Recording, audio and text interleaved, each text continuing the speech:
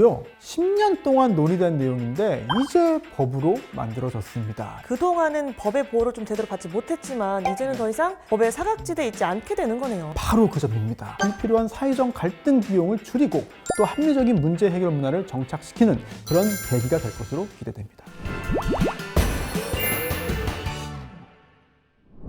국회 본회의에서 통과된 따끈따끈한 주요 법안을 쉽고 빠르게 소개해드리는 잉크도 안 마른 법률. 안녕하세요. 아나운서 홍주연입니다. 네, 안녕하세요. 손수호 변호사입니다. 어디서 좋은 향이 난다 했더니 네. 변호사님 텀블러였군요. 네, 커피 제가 가져왔어요. 커피 굉장히 좋아하는데 오늘 여기 오는 길에 보니까 프랜차이즈 카페가 굉장히 많더라고요. 맞아요. 요즘 뭐 가는 데마다 카페가 있잖아요. 그만큼 뭐 커피 좋아하는 사람들은 환경이 좋아졌다고 할 수 있을 것 같아요. 그렇습니다. 오늘 이 커피 얘기 한 김에 좀 퀴즈 하나 낼게요. 우리나라 국민들이 자주 찾는 카페 브랜드 많이 있잖아요. 우리나라에서 이 가맹점을 내고 사업을 하는 카페 브랜드 과연 몇 개나 될까요? 전 그냥 커피 향을 맡았을 뿐인데 갑자기 퀴즈를 내셔가지고 네네네. 혹시 제가 오늘 맞히면 커피 쏘시나요?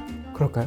맞춰보세요 그러면. 예, 한번 맞춰보시죠. 그럼 제가 한번 맞춰보겠습니다. 아, 예. 제가 본 것보다 조금 더 많다고 가정하면 한 30곳은 되지 않을까요? 일단 틀려주셔서 감사하고요. 네, 굉장히 많습니다. 2022년 기준으로 공정위에 등록된 카페 브랜드만 무려 777개예요. 777개요? 네네. 어머나. 근데 그게 전부가 아닙니다. 음료 브랜드도 109개나 되고요. 또 아이스크림, 빙수 브랜드도 62개니까요. 다 합하면 950여 개에 달합니다. 정말 생각보다 더 많은 카페 브랜드가 있는 것 같은데 네. 제가 네. 변호사님께 얻어먹는 커피는 날아갔지만 네. 카페인 대신 잉마법 주요 내용들을 좀 자세히 한번 알아보겠습니다. 오늘 so개해 주실 법안은 커피 관련은 왠지 아닐 것 같고 혹시 프랜차이즈 관련 법안일까요? 맞습니다. 오늘 설명해 드릴 법안은요. 가맹사업거래의 공정화에 관한 법률 일부 개정 법률안입니다.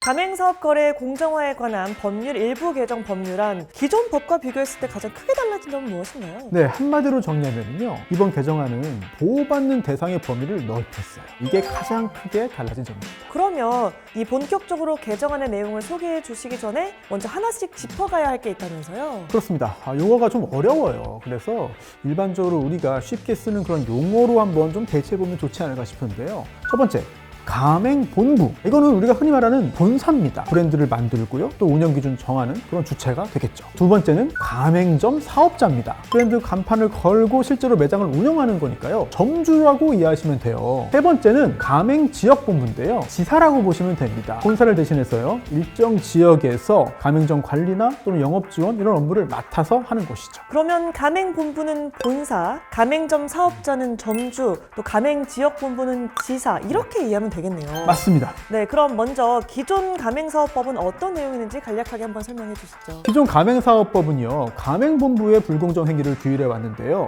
법에서 약간 아쉬운 부분이 있었어요. 이 본사가 부당한 계약을 강요하거나 보복 조치를 할 때 이 가맹사업법에 의해서 보호를 받을 수 있었던 대상이 점주였습니다. 네, 그러면 개정안에서 보호받는 범위의 대상이 좀 넓어졌다고 하셨는데 그건 누군가요? 네, 바로 가맹지역본부까지 보호 대상에 포함됐습니다. 본사하고 계약 맺고 본사의 어떤 지휘나 통제나 관리 감독을 받아왔거든요. 그렇게 하면서 업무를 수행했는데 그동안에 이 법에 따르면은요, 이 불공정 행위를 당해도 이 명확한 보호 대상으로 규정되어 있지 않았습니다. 그러니까 이제 가맹점 사업자들이 모인 가맹지역본부가 그동안은 법의 보호를 좀 제대로 받지 못했지만 이제는 더 이상 법의 사각지대에 있지 않게 되는 거네요. 바로 그 점입니다. 이번 개정법으로 가맹점 사업자에게 적용되는 불공정 거래 행위 금지, 보복 조치 금지, 계약 갱신이나 해지 제한 같은 핵심적인 보호 조치들을 가맹본부와 가맹지역본부 간의 거래에도 적용할 수 있게 됐거든요. 보호의 사각지대를 줄이게 됐습니다. 변호사님의 설명을 듣다 보니까 가맹사업거래 공정화에 관한 법률 일부 개정 법률안이 가맹점주들의 눈물을 닦아주는 그런 법이 아닐까 하는 생각이 듭니다. 예, 맞습니다.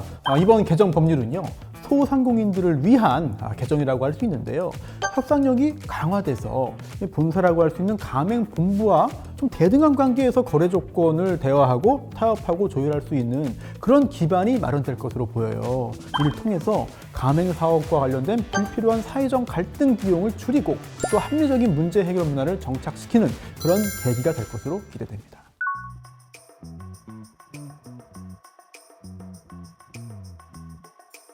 네, 이 법안이 본회의를 통과할 때 우원식 국회의장의 특별한 당부 말씀이 있었다고 하는데 어떤 내용인지 한번 보고 오시죠. 가맹사업거래의 공정화에 관한 법 개정은 가맹점주들이 우리 사회에 만연한 갑질과 불공정 거래 행위로부터 자신을 보호하기 위한 최소한의 조건이자 시작입니다. 갑을관계에 만연한 불공정 거래 행위는 시장 경쟁 자체를 저해하고 중소상공인들의 생존권은 근본적으로 위협받게 됩니다. 하지만 제도적으로 협상권이 없어서 대화를 통한 해결은 어려웠습니다. 이번 개정안으로 중소상공인들이 대기업 본사와 교섭을 통해 거래 조건을 개선하고 나아가 우리 사회 불평등과 양극화 또한 줄일 수 있기를 기대합니다. 이렇게 국회의장이 특별한 당부를 전하게 된 데에는 이 가맹사업법 개정안이 정말 오랜 논의 끝에 통과된 법이기 때문에 그런 것 같아요. 그렇습니다. 무려 10년 동안 논의된 내용인데 이제 법으로 만들어졌습니다. 그동안 협상력이 부족한 상태로 버텨야 했던 가맹점주들에게 좀 더 도움되는 대화 창구를 열어준 거 아니냐. 이제 출발선에 선 것 같습니다.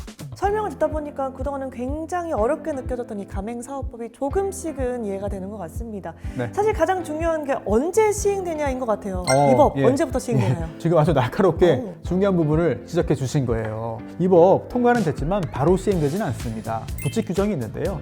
이 개정 법률은요, 공포된 날로부터 1년, 그러니까 12개월이 지난 다음에 시행되도록 돼 있거든요. 또 오늘 주로 말씀드린 이 가맹지역 본부 보호와 관련된 규정들은요, 법 시행 이후에 새로 체결되거나 또는 갱신되는 계약부터 적용됩니다. 이미 체결된 계약 내용을 소급해서 바꾸는 그런 구조는 아니라는 거죠. 앞으로 맺게 될 계약부터 새 기준이 적용된다. 꼭 명심하시면 좋겠습니다. 보호 대상을 넓히고 가맹점주들의 협상 구조를 제도화하고 대화를 법으로 보장한 가맹사업법 개정안. 시행까지는 아직 시간이 좀 남아있지만 프랜차이즈 시장의 질서를 바꾸는 중요한 분기점이 될 수 있을지 기대를 갖고 지켜보겠습니다. 저희는 다음 이 시간에 또 다른 주요 법안 들고 다시 찾아오겠습니다. 여러분 새해 복 많이 받으세요.